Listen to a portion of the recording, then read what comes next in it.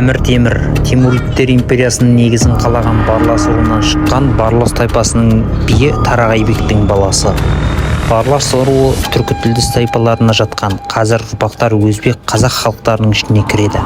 Барластар Шыңғыс ханның жаулауы кезінде қазіргі Моңғолия жерінен Орта Азияға көшкен. Түменебай шешен Шыңғыс ханның да Әмір Темірдің де арғы бабасы. Түменебайдың екі ұлы болды. Оның бірі Қабыл, екіншісі Құжыл.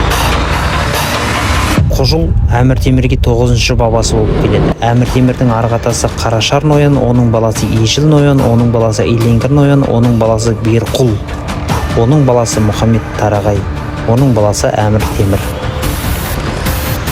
Темір барластардың бір бөлігінің бегі, жетекшісі болды. Кейін өзіне басқа бектерін қаратты.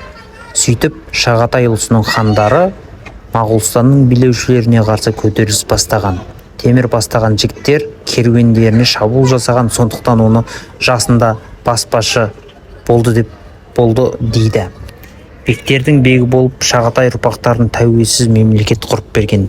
Бірақ Шыңғыс ханның тікелей ұрпағы болмағандықтан өзінің лауазымы хан емес әмір болды.